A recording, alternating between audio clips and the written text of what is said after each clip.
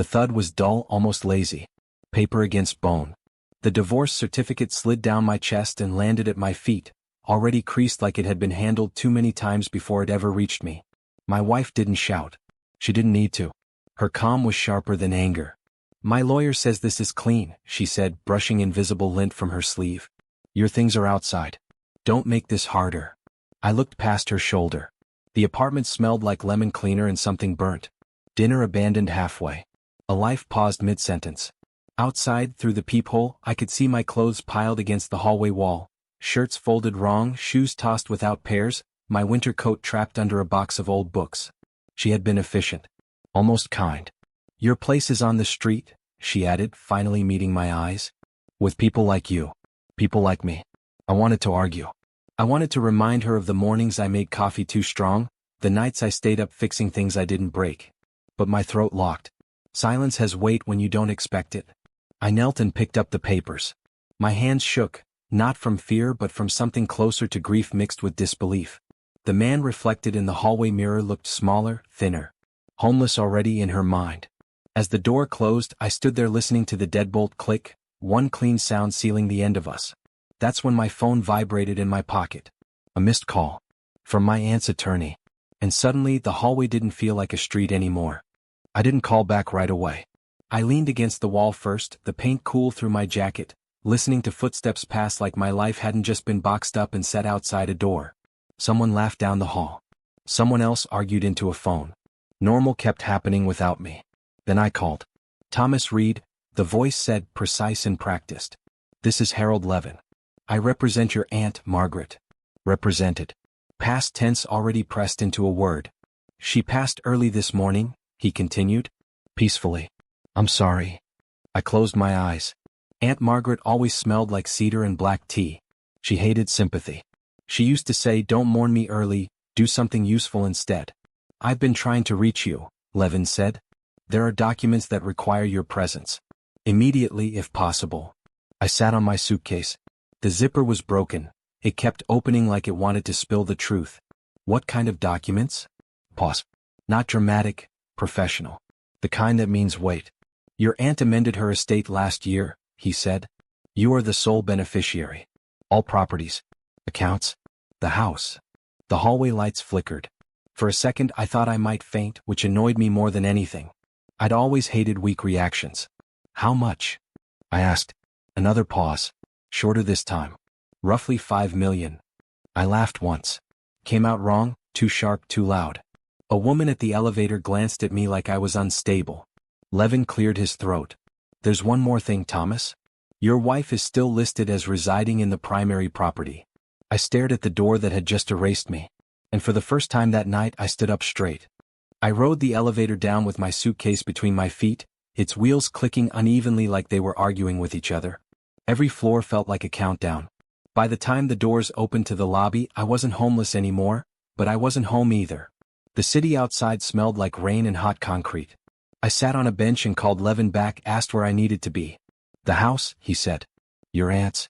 There are locks, codes, and a few arrangements she insisted on explaining in person."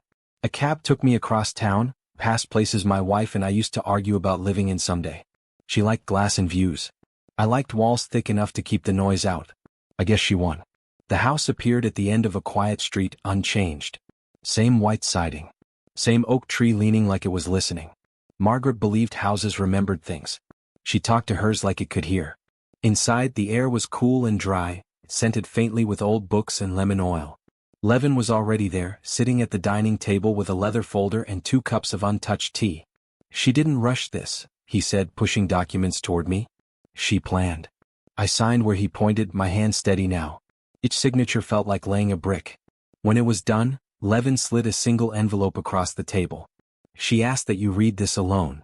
After he left, I stood in the living room that used to feel like borrowed space. I opened the envelope. Inside, in my aunt's slanted handwriting, were 6 words. "Let them underestimate you." And I realized my wife already had. I didn't sleep. The guest bedroom creaked every time I shifted, like the house was reminding me I was a visitor even now. At dawn, I stood in the kitchen drinking coffee that tasted too thin, staring at my phone on the counter. My wife hadn't called. Not once. Silence can be confidence when you think you've won. I showered, changed into one of the few shirts I'd packed, wrinkled but clean enough. In the mirror, I noticed something new. Not pride. Not anger. Focus. Levin called at 9. "I've filed everything," he said. "Legally, the house is yours as of midnight. Utilities, deed, access, all transferred." "And the person inside?" I asked.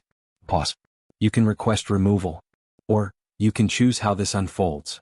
I drove back to the apartment building slowly, like arriving too early to a funeral. The lobby smelled the same. The doorman nodded at me out of habit, then hesitated. "I forgot something," I said. Upstairs, the hallway looked unchanged, except my pile of belongings was gone. Clear. Erased. Efficient again. I knocked once. Calm. Deliberate. When she opened the door, her expression shifted from irritation to confusion. She looked past me expecting someone else. An apology. A mistake. "What do you want, Thomas?" she asked. I handed her a single sheet of paper. She glanced at it, then frowned. "What is this?" "An eviction notice," I said quietly. "Addressed to the current occupant." Her smile twitched. And for the first time she didn't close the door. She laughed. Not because it was funny, because it felt safer than asking questions. "You can't be serious," she said, scanning the page again.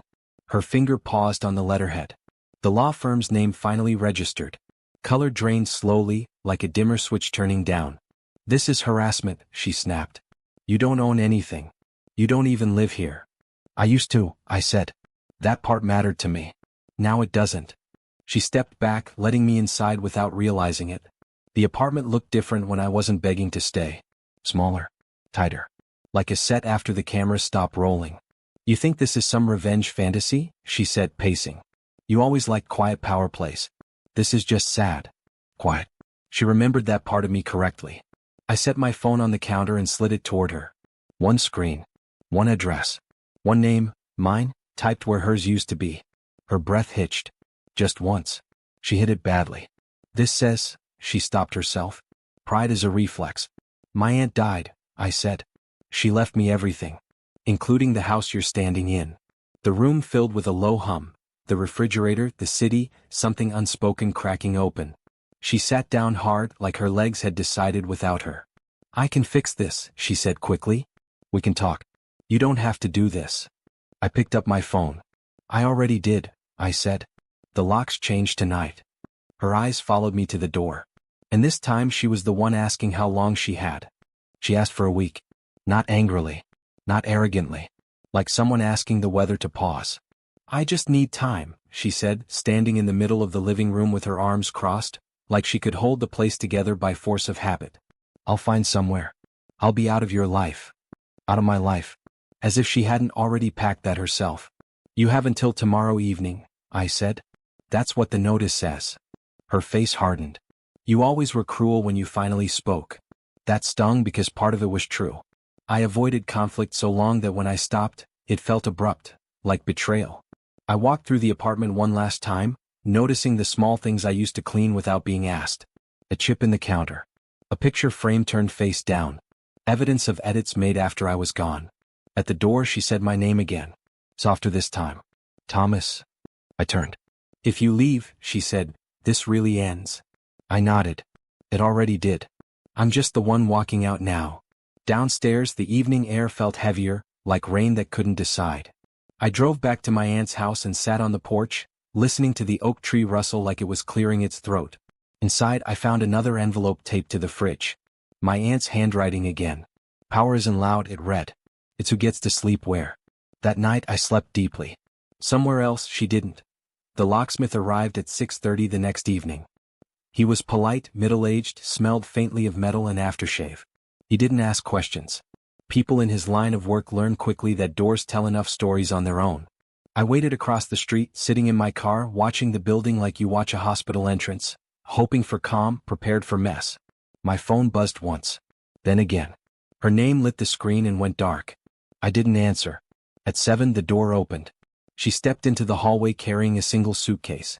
The same one we bought years ago for trips we never took. Her shoulders were rigid, chin lifted too high. Pride again working overtime. She didn't look at me at first. Then she did. For a moment we just stood there. Two people who once shared toothbrushes now divided by square footage and paperwork. I didn't think you'd really do it, she said. I didn't think you'd really mean it, I replied. She nodded, absorbing that like a verdict. Then she surprised me, reached into her bag and pulled out a small velvet box. My watch. The one I thought she'd thrown away. I found it in a drawer, she said. Figured it was yours. I took it. Our fingers brushed. No spark. Just memory cooling off. She walked past me toward the elevator. Before the doors closed, she looked back. You won, she said. I shook my head. No. I just stopped losing. The elevator descended. And for the first time, the hallway felt like it belonged to no one else.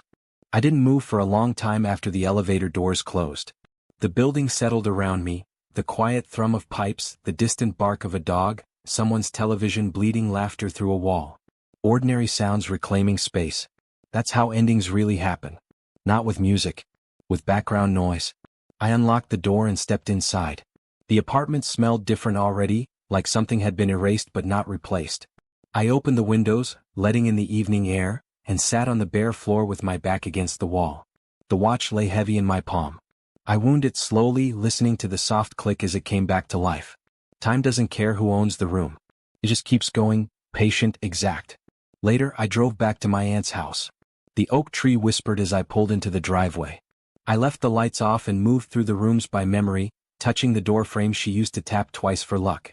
In her study, I found one last note tucked into a book. Don't become what hurt you. I stood there a long while, understanding it fully only then. This wasn't about money. Or winning. Or watching someone fall. It was about choosing where I stood when the door closed. That night, I slept in my own bed, under a roof that knew my name. And somewhere in the city, someone else learned that words once thrown don't come back.